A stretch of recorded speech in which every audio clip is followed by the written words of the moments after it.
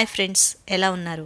Welcome back to audio book of మీ సుప్తచేతనాత్మక మనసుకున్న శక్తి. చాప్టర్ 11.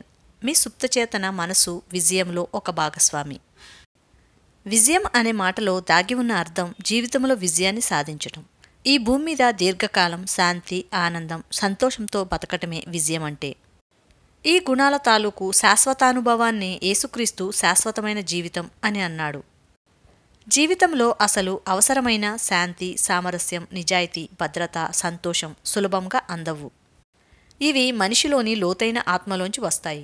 వీటి గురించి ధ్యానం చేయటం వల్ల స్వర్గంలోని ఈ నిధులు మన సుప్తచేతనలో చోటు చేసుకుంటాయి. పురుగులు తుప్పు తినేయకుండా, కన్నం వేసి దొంగలు దోచుకోకుండా ఉండే చోటు నిజంగా అదొక్కటే. మాథ్యూ 6:20. విజయానికి 3 మెట్లు.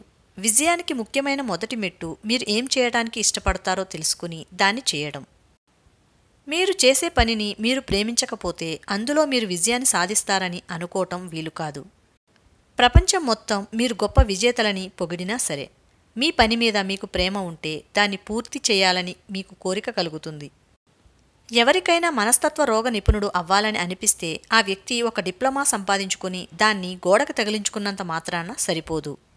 ఆ రంగంలో ఎప్పటికప్పుడు జరిగే విషయాలను తెలుసుకుంటూ ఉండాలి. సభలకి హాజరు కావాలి. మనసు గురించి, అది పనిచేసే తీరు గురించి చదువుతూ ఉండాలి. మిగతా క్లినిక్లకు వెళ్ళి కొత్త సైంటిఫిక్ పత్రికల్ని క్షుణ్ణంగా చదవాలి. మరోలా చెప్పాలంటే మనిషి బాధలను తగ్గించేందుకు సరికొత్త పద్ధతుల గురించి అవగాహన కలిగి ఉండాలి. ఎందుకంటే ఆమెకి తన రోగుల మీద ఆసక్తి మొట్టమొదట ముఖ్యం.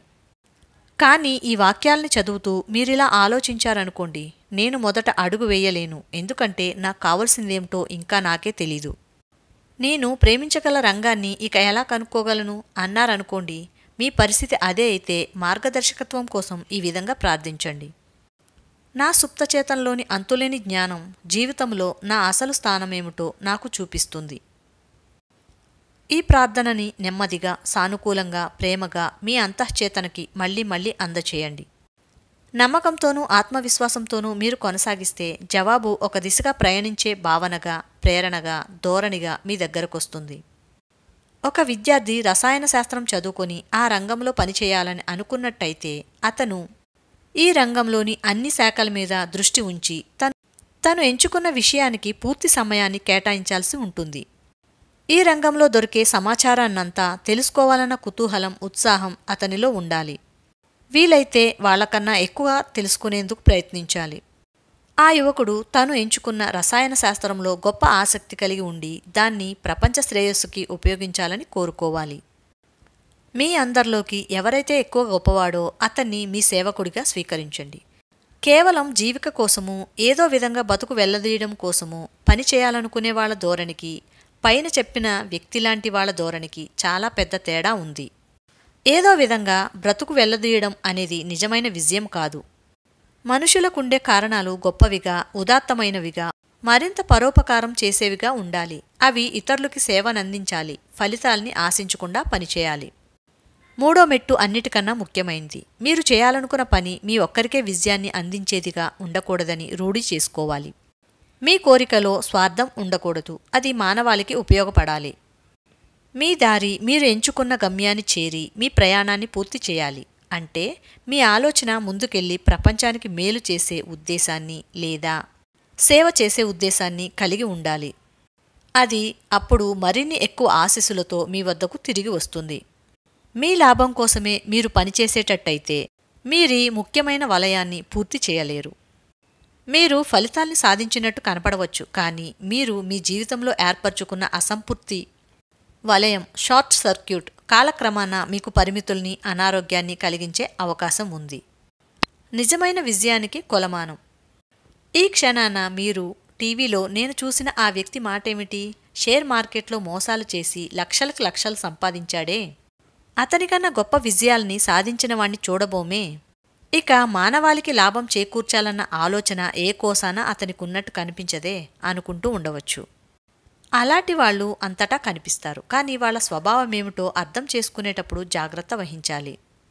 కొంతకాలం పాటు ఒక వ్యక్తి విజయాల్ని సాధించినట్టు కనిపించవచ్చు, కానీ మోసం చేసి సంపాదించిన డబ్బు తరచూ రెక్కలొచ్చి ఎగిరిపోతుంది. ఒకవేళ అలా జరగకపోయినా ఇంకొకరిని దోచుకుంటే మనం మనని దోచుకున్నట్టే.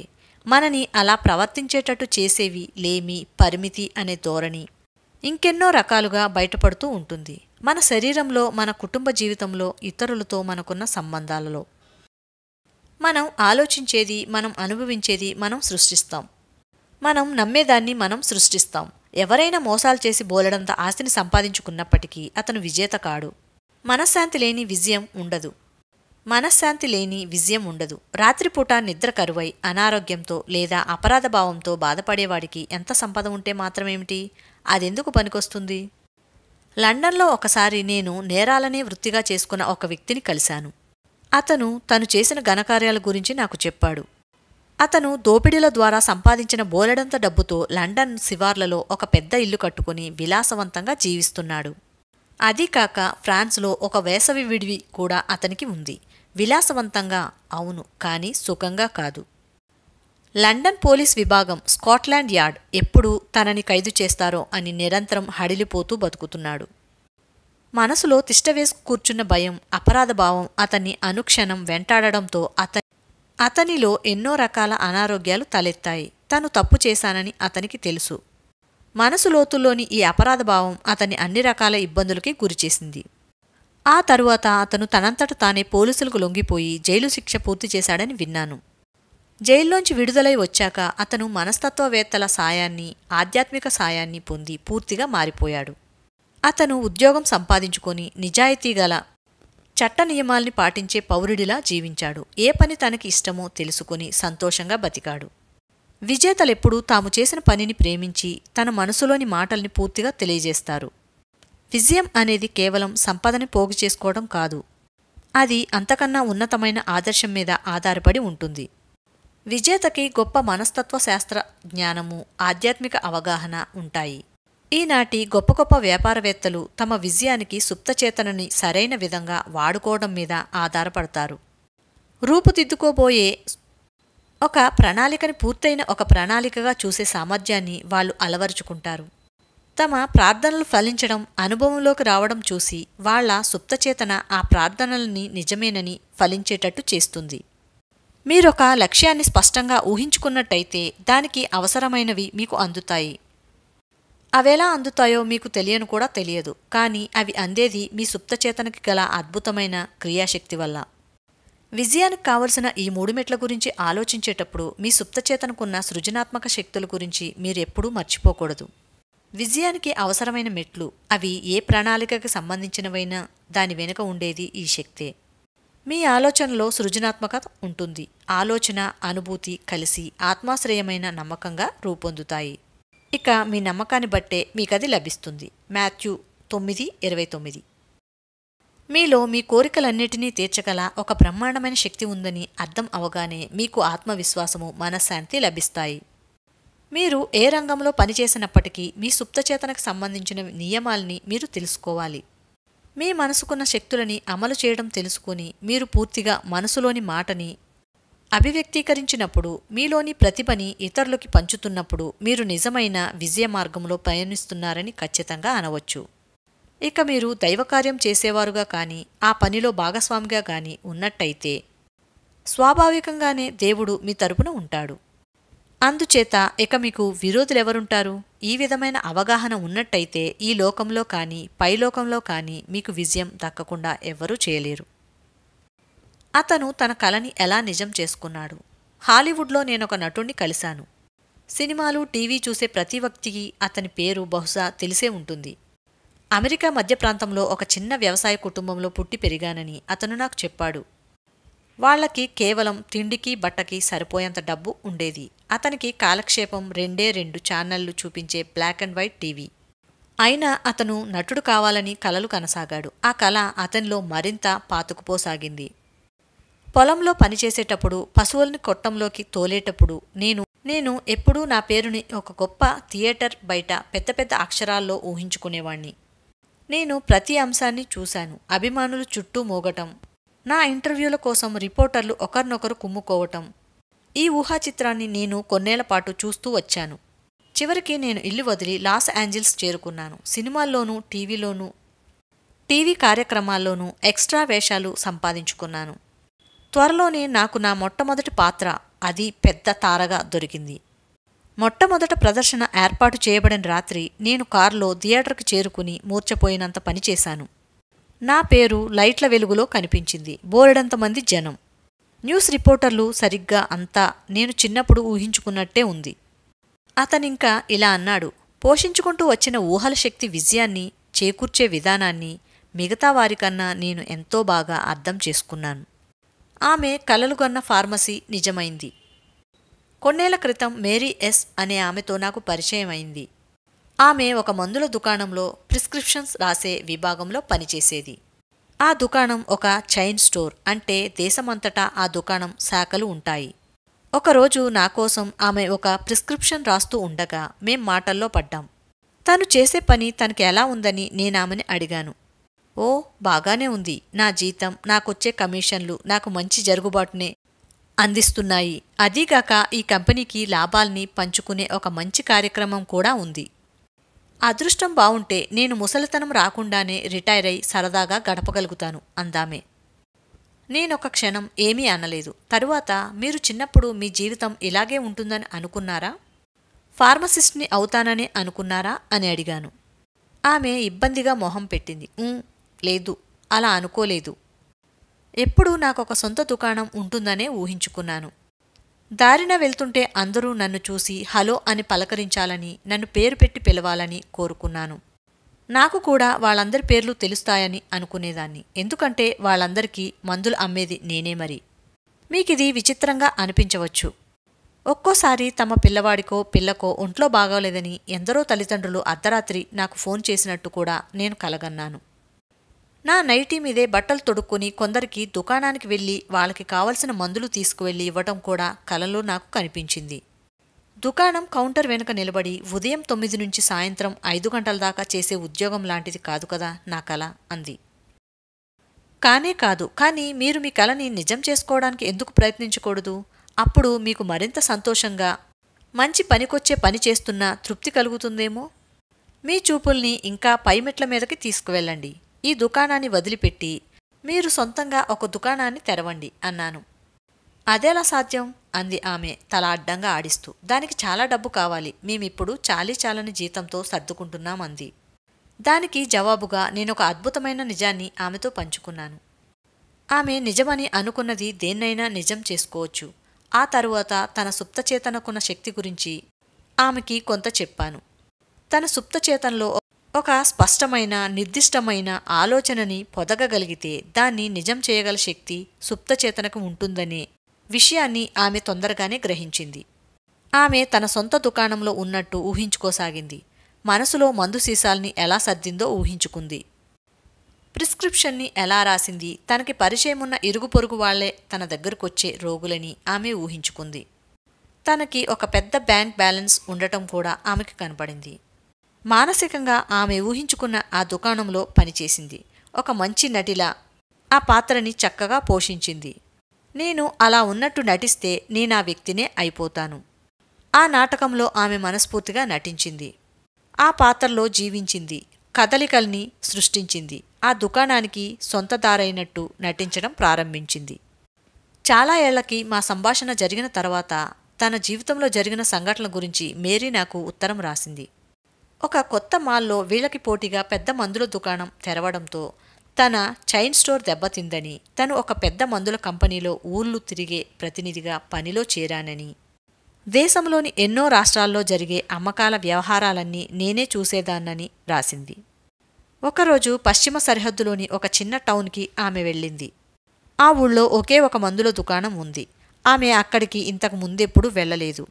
కాని అందులో అడుగు పెట్టగానే ఆ దుకాణాన్ని ఆమె గుర్తుపట్టింది. తన మనసులో ఎంతో స్పష్టంగా ఊహించుకున్న దుకాణం ముమ్మూర్తులా అలాగే ఉంది. నిర్ఘాంతపోతూ ఆమె వృద్ధుడైన దుకాణదారునికి ఆ విషయం చెప్పింది. దానికి ఆయన జవాబు చెబుతూ, తను రిటైర్ అవడానికి సిద్ధంగా ఉన్నాడు. కానీ 3 తరాలుగా తన కుటుంబ సభ్యులు నడుపుతున్న ఆ దుకాణాన్ని ఏదో ఒక పెద్ద కంపెనీకి అమ్మటానికి తనకి మనసొప్పలేదని అన్నాడు. చాలా విషయాలు చర్చించిన తరువాత దుకాణం యజమాని ఆ దుకాణాన్ని కొనేందుకు ఆమెకి డబ్బు అప్పిస్తానన్నాడు. దాన్ని ఆమె దుకాణం మీద వచ్చిన లాభాలతో తీర్చేయగలుగుతుందని అన్నాడు.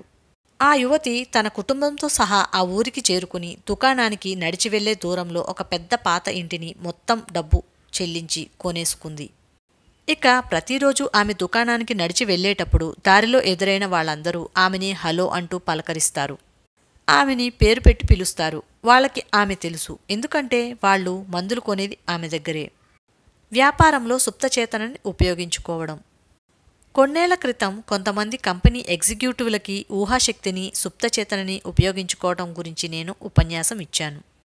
ఉపన్యాసంలో గొప్ప జర్మన్ కవి గేదే తన ఊహాశక్తిని తెలివిగా ఉపయోగించి కష్టాల్ని, సమస్యల్ని ఎలా ఎదుర్కొన్నాడో వివరించాను. గేదే జీవిత చరిత్ర రాసిన వాళ్లు చెప్పిన విషయాలను బట్టి ఆయన ఎన్నో గంటలు ఒంటరిగా కూర్చుని ఎవరితోనో సంభాషణ జరుపుతున్నట్టు ఊహించుకుంటూ గడిపేవాడట. తన స్నేహితుడొకడు తన ఎదురుగా కూర్చున్నట్టు, తన ప్రశ్నలకి అతను సరైన సమాధానాలిస్తున్నట్టు ఊహించుకునేవాడు. ఇంకొక రకంగా చెప్పాలంటే, తనని ఏదైనా సమస్య ఇబ్బంది పెట్టినప్పుడు తన స్నేహితుడు తన సమస్యని పరిష్కరించేందుకు తగిన సరైన సమాధానం అతని గొంతు, హావభావాలతో సహా ఇస్తున్నట్టు ఊహించుకునేవాడన్నమాట. ఊహించుకున్న ఆ దృశ్యాన్ని ఆయన వీలైనంత స్పష్టంగానూ వాస్తవంగానూ తయారు చేసుకునేవాడు. ఆ ఉపన్యాసానికి హాజరైన వాళ్లలో ఒక యువతి స్టాక్ బ్రోకర్గా పనిచేస్తుంది. ఆమె గేదే పద్ధతిని అనుసరించేందుకు పూనుకుంది. ఒకసారి షేర్ల విషయంలో చాలా తెలివైన సలహా ఇచ్చిందని, పనికి వచ్చే అభిప్రాయాన్ని అందించిందని ఒక కోటీశ్వరుడు ఆమెని అభినందించాడు. ఆ కోటీశ్వరుడితో ఆమె సంభాషణ ఊహించుకోవటం ప్రారంభించింది.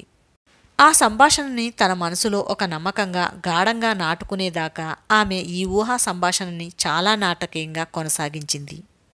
ఈ బ్రోకర్ అనుసరించిన ఊహా సంభాషణ ఆమె మనసులోనే సూటిగా సాగి ఆమె లక్ష్యానికి అనుకూలంగా పనిచేసింది.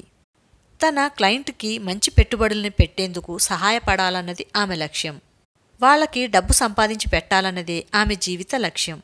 తన సలహాలతో ఆర్థికంగా వాళ్లు అభివృద్ధిని సాధించాలన్నది ఆమె కోరిక.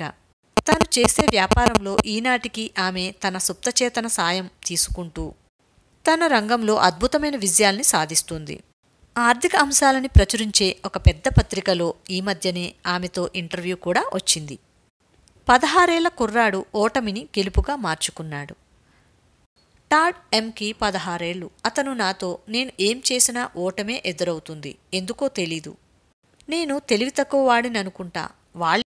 వాళ్లే నన్ను బయటకు పొమ్మనే లోపల నేనే స్కూలు మానేస్తే మంచిదేమో అన్నాడు. మేమలా మాట్లాడుకుంటుండగా టాడ్కి ఉన్న ఒకే ఒక బలహీనత అతని వైఖరి అని తెలుసుకున్నాను.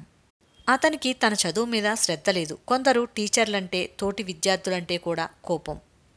చదువులో రాణించేందుకు తన సుప్తచేతనని ఎలా ఉపయోగించుకోవాలో నేనతనికి నేర్పాను. అతను ప్రతిరోజు ఎన్నో వాస్తవాల్ని చాలాసార్లు మనసులో అంగీకరించడం మొదలుపెట్టాడు.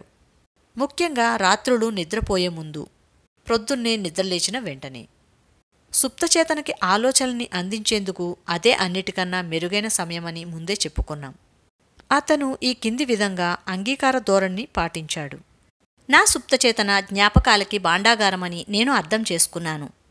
నా టీచర్లు చెప్పేవి, నేను చదివేవి అన్నీ అక్కడ పొందుపరచబడి ఉంటాయి. నేను ఉపయోగించుకునేందుకు వీలైన చక్కటి జ్ఞాపకశక్తి నాకుంది. నేను దాన్ని ఉపయోగించుకోదలుచుకుంటే నా సుప్తచేతనకున్న అనంతమైన మేధస్సు పరీక్షల్లో నేను తెలుసుకోవలసిన విషయాలన్నిటినీ నిరంతరం నాకు వెల్లడి చేస్తూనే ఉంటుంది. ఆ పరీక్షలు మౌఖికమైనవైనా రాత పరీక్షలైనా నా టీచర్ల పట్ల, నా తోటి విద్యార్థుల పట్ల నాకు ప్రేమ, సహృద్భావము ఉన్నాయి. వాళ్లకి ఎల్లప్పుడూ విజయాలు లభించాలని, అంతా మంచే జరగాలని మనసారా కోరుకుంటాను. ఇంతకుముందు ఎన్నడూ అనుభవించినంత స్వేచ్ఛని ప్రస్తుతం టాడ్ అనుభవిస్తున్నాడు. అతనికి అన్ని సబ్జెక్టుల్లోనూ ఫస్ట్ మార్కులే వస్తున్నాయి. తన చదువులో రాణించడం చూసి తన తల్లిదండ్రులు, టీచర్లు తనని అభిమానిస్తున్నట్టు అతను ఎప్పుడూ ఊహించుకుంటూ ఉంటాడు. అమ్మకాలు కొనుగోలు చేయడంలో విజయాన్ని ఎలా సాధించాలి? అమ్మకాలు కొనుగోలు చేసేటప్పుడు మీ చైతన్యంతో నిండిన మనసు ఒక స్విచ్ అని, సుప్తచేతన మనసు మోటార్ అని గుర్తుంచుకోండి.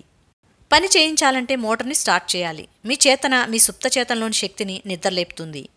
లోతైన మీ మనసుకి స్పష్టమైన కోరికని, ఆలోచనని లేదా చిత్రాన్ని అందజేయాలనుకుంటే దానికి మొట్టమొదట ప్రశాంతంగా ఉండటం, దృష్టిని చెదరకుండా ఉంచటం, శరీరాన్ని కదలకుండా ఉంచటం, నిశ్శబ్దంగా ఉండటం.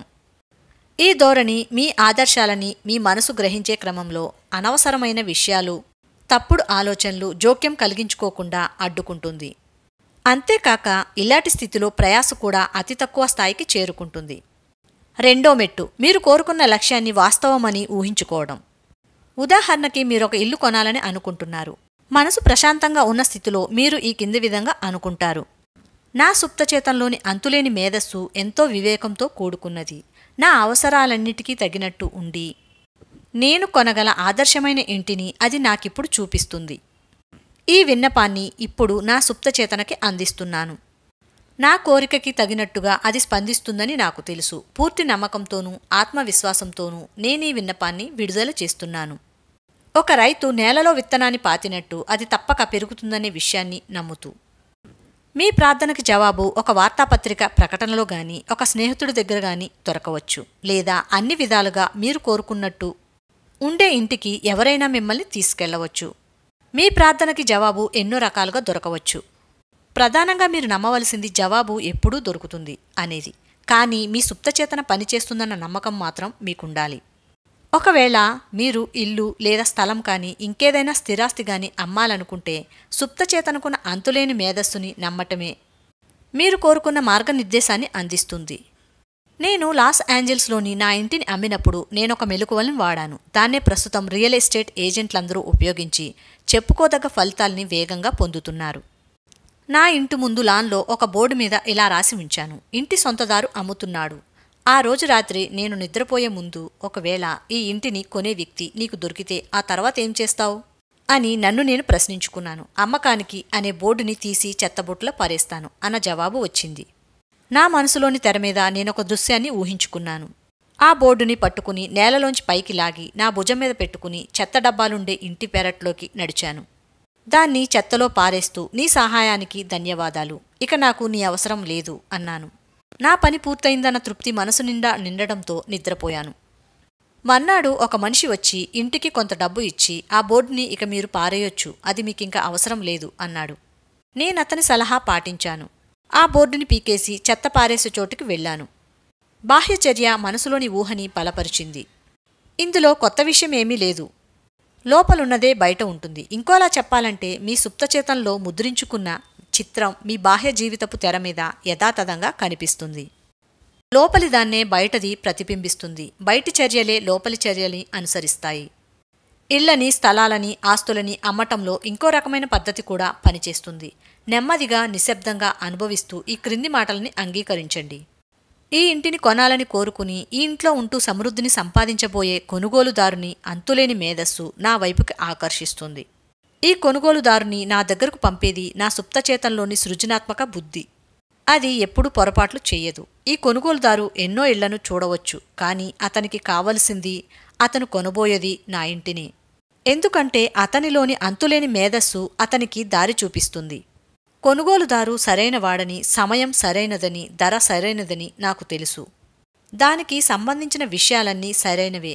నా సుప్తచేతంలోని లోతైన ప్రవాహం మా ఇద్దరినీ దగ్గర చేసేందుకు దేవుడి ఆజ్ఞానుసారం పనిచేస్తుంది. అలా జరుగుతుందని నాకు తెలుసు. మీరు కోరేది మిమ్మల్ని ఎప్పుడూ కోరుతుందని గుర్తుంచుకోండి. మీరు ఇల్లుగాని, ఆస్తిగాని అమ్మాలనుకున్నప్పుడు దాన్ని కొనాలనుకునేవాళ్లు ఎవరో ఒకళ్ళు ఉంటూనే ఉంటారు. మీ సుప్తచేతంలోని శక్తులని సరైన రీతిలో ఉపయోగించుకుని పోటీ స్వభావం, ఆందోళన మనసులోంచి పూర్తిగా తొలగించి అమ్మకాలు, కొనుగోళ్లు చేయండి.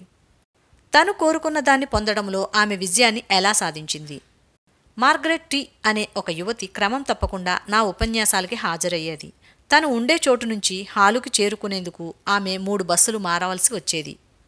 నా లెక్చర్ వినేందుకు ఒక్కోవైపు గంటన్నర ప్రయాణం చేయాల్సి వచ్చేది. నా ఉపన్యాసాల్లో ఒకసారి పనిచేసేందుకు వెళ్లే ఒక యువకుడికి కారు అవసరం అయిందని, అది అతనికి దొరికిందని నేను చెప్పటం ఆమె వింది. ఇంటికెళ్ళి ఆమె నేను వివరించిన ఆ పద్ధతిలో ప్రయత్నించే ప్రయోగం చేసింది. ఆ తరువాత నా పద్ధతుల్ని ఉపయోగిస్తూ ఏమైందో నాకు ఉత్తరం రాసింది. దాన్ని ఆమె అనుమతితో ఇక్కడ ప్రచురిస్తున్నాను. డియర్ డాక్టర్ మర్ఫీ, నేను వ్యక్తిగా ఎదగాలంటే నాకొక కారుండాలని నాకు తెలుసు. మీ ఉపన్యాసాలకి క్రమం తప్పకుండా నేను హాజరవ్వాలంటే వేరే మార్గం లేదు. నేను కారు సంపాదించేందుకు ప్రయత్నించినంతకాలం నేను కలలు కన్నా క్యాడిలాక్ కారు కోసమే ప్రయత్నించాలని నిశ్చయించుకున్నాను. ఒక కారు నిజంగా కొంటే దాన్ని నడిపితే ఎలా ఉంటుందో అనేదాన్ని ఒక్కొక్క మెట్టు ఊహించుకున్నాను. నేను షోరూంలోకి వెళ్ళటం, నాకు నచ్చిన మోడల్ని నడిపి చూసుకోవటం ఊహించాను. మళ్ళీ మళ్ళీ ఆ క్యాడిలాక్ కారు నాదేనని అనుకున్నాను. నేను కారులోకి ఎక్కుతున్నట్టు, దాన్ని నడుపుతున్నట్టు, సీట్లని ముట్టుకుంటున్నట్టు, ఇలా ఎన్నో విషయాలు 2 వారాలకు పైగా మనసులో ఒక సినిమాలా చూశాను. పోయిన వారం మీ ఉపన్యాసం వినేందుకు నేను క్యాడిలాక్ కారులో వచ్చాను.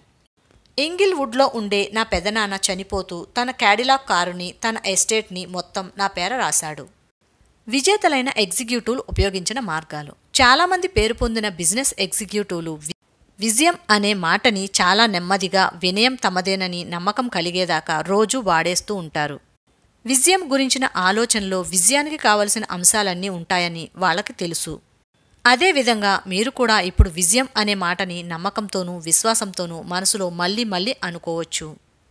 మీ సుప్తచేతన మనసు దాన్ని నిజమని నమ్మి మిమ్మల్ని తప్పనిసరిగా విజయం సాధించేటట్టు చేస్తుంది. మీకున్న వ్యక్తిగతమైన నమ్మకాలని, అభిప్రాయాల్ని, విశ్వాసాల్ని వ్యక్తీకరించటం తప్పనిసరి అనే పరిస్థితి ఏర్పడుతుంది. విజయం అంటే మీ దృష్టిలో ఏమిటి? మీ గృహ జీవితంలో, ఇతరులతో మీ సంబంధాల విషయంలో మీకు విజయం సాధించాలని ఉంటుంది. మీరు ఎంచుకున్న పనిలో గాని, వృత్తిలో గాని ప్రత్యేకమైన గుర్తింపు పొందాలని ఉంటుంది. అందమైన ఇంటిని సొంతం చేసుకోవాలని, సుఖ సంతోషాలతో హాయిగా బతికేందుకు అవసరమైన డబ్బు మీ దగ్గర ఉండాలని మీరు కోరుకుంటారు. మీరు ప్రార్థన చేసేటప్పుడు, మీ సుప్తచేతన శక్తితో మాట్లాడేటప్పుడు ఫలితాలని సాధించాలని మీకు ఉంటుంది. మీరు కూడా ఒక బిజినెస్ ఎగ్జిక్యూటివే. జీవించటమే మీ బిజినెస్. మీరు అమితంగా కోరుకునే పనులే చేస్తున్నట్టు, సొంతం చేసుకోవాలని తీవ్రంగా కోరుకున్న వాటిని సొంతం చేసుకున్నట్టు ఊహించుకోండి. ఊహాశక్తిని పెంపొందించుకోండి. విజయాన్ని సాధించిన స్థితికి నిజంగా చేరుకున్నట్టు దాన్ని అనుభవించండి. దాన్ని ఒక అలవాటుగా చేసుకోండి. ప్రతి రాత్రి విజయాన్ని సాధించిన భావనతో నిద్రపోండి. పూర్తి తృప్తి కలిగిందని అనుకోండి. అప్పుడు కాలక్రమాన ఆ ఆలోచనని మీ సుప్తచేతనలో పొదగడం సాధ్యమవుతుంది. మీరు పుట్టింది విజయాలని సాధించటానికే అని నమ్మండి. మీరు ప్రార్థన చేస్తుంటే అద్భుతాలు జరుగుతాయి. లాభకరమైన సూచనలు. 1. విజయం అంటే విజయవంతంగా జీవించటం. మీరు ప్రశాంతంగా, ఆనందంగా, సంతోషంగా ఉంటూ మీకిష్టమైన పని చేస్తూ ఉంటే మీరు విజేతలైనట్టే. 2. మీకు ఏం చేయటం ఇష్టమో తెలుసుకోండి. తరువాత దాన్ని చేయండి. అది మీకు తెలియకపోతే మార్గదర్శకత్వం చేయమని అడగండి. మీకు అది అందుతుంది. 3. మీ రంగంలో విశేష నైపుణ్యాన్ని సాధించి మిగతా వాళ్లకన్నా ఎక్కువ విషయాల్ని తెలుసుకునేందుకు ప్రయత్నించండి. 4. విజేతలైన వాళ్ళు స్వార్థపరులు కారు. జీవితంలో వాళ్లకున్న ప్రధానమైన కోరిక ఇతరులకు సేవ చేయడం. 5. మనశ్శాంతి లేకుండా నిజమైన విజయం ఉండదు. 6. విజేత అయిన వాడికి మనస్తత్వ శాస్త్రం గురించి, ఆధ్యాత్మిక జ్ఞానం గురించి గొప్ప అవగాహన ఉంటుంది. 7. ఒక వస్తువుని స్పష్టంగా ఊహించుకుంటే మీ సుప్తచేతనకున్న అద్భుతమైన శక్తి సాయంతో అవసరమైనవన్నీ మీకు అందించబడతాయి. 8. మీ ఆలోచన, భావము కలిసి ఆత్మాశ్రయమైన నమ్మకంగా రూపొందుతాయి. మీరు నమ్మినదే మీకు లభిస్తుంది. 9. నిలకడగా ఉండే ఊహాశక్తి మీ సుప్తచేతనలోని అద్భుతమైన క్రియాశీల శక్తులని బయటకి రప్పిస్తుంది. 10. మీ ఉద్యోగంలో మీరు ప్రమోషన్ కోరుకుంటే మీ ఆఫీసరో, సూపర్వైజరో, మీ ఆత్మీయులో మీకు ప్రమోషన్ తెచ్చుకున్నందుకు అభినందిస్తున్నట్టు ఊహించుకోండి. ఆ దృశ్యాన్ని స్పష్టంగా, వాస్తవంగా తయారు చేసుకోండి. గొంతు వినండి, హావభావాలు చూడండి. అంతా నిజంగా జరుగుతుందని అనుకోండి. ఈ పని తరచూ చేయడం కొనసాగించండి. తరచూ మీ మనసులో ఊహించుకుంటూ ఉండటం వల్ల మీ ప్రార్థనకి జవాబు దొరికినంత సంతోషాన్ని మీరు అనుభవిస్తారు. 11. మీ సుప్తచేతన జ్ఞాపకాల భాండాగారం. చక్కటి జ్ఞాపశక్తి కావాలంటే తరచూ ఇలా అనుకుంటూ ఉండండి. నా సుప్తచేతనకి గల అనంతమైన మేధస్సు నాకు అన్నీ చూపిస్తుంది. నేను తెలుసుకోవలసిన అవసరం ఉన్నదాన్ని ప్రతి క్షణం, ప్రతి చోట చూపిస్తుంది. 12. ఇంటినో మరే స్థిరాస్తినో అమ్మాలని మీరు అనుకుంటే నెమ్మదిగా, నిశ్శబ్దంగా అనుభవిస్తూ ఈ వాక్యాలని మళ్ళీ మళ్ళీ ఉచ్చరించండి. ఈ ఇంటిని గాని, స్థిరాస్తిని గాని కొనే వ్యక్తిని, ఈ ఆస్తి కావాలని కోరుకునే వ్యక్తిని, ఇందులో సమృద్ధిని సాధించే వ్యక్తిని అంతులేని మేధస్సు నా వైపుకి ఆకర్షిస్తుంది. ఈ అవగాహనని వదలదు. అప్పుడు మీ సుప్తచేతన లోతుల్లో ఉండే స్పందన అది జరిగేటట్టు చేస్తాయి. 13. విజయం అనే ఆలోచనలోనే విజయానికి కావలసిన అంశాలన్నీ ఉంటాయి. విజయం అనే మాటని మళ్ళీ మళ్ళీ అనండి. మీలో మీరు నమ్మకంతో, విశ్వాసంతో తరచూ అనండి. అప్పుడు మీ సుప్తచేతన తప్పక విజయాన్ని చేకూరుస్తుంది. ఇంతటితో ఈ చాప్టర్ కంప్లీట్ అయింది ఫ్రెండ్స్. నెక్స్ట్ వీడియోతో మళ్ళీ కలుద్దాం. Until that take care. By by. Thank you for listening. Please like, share and subscribe.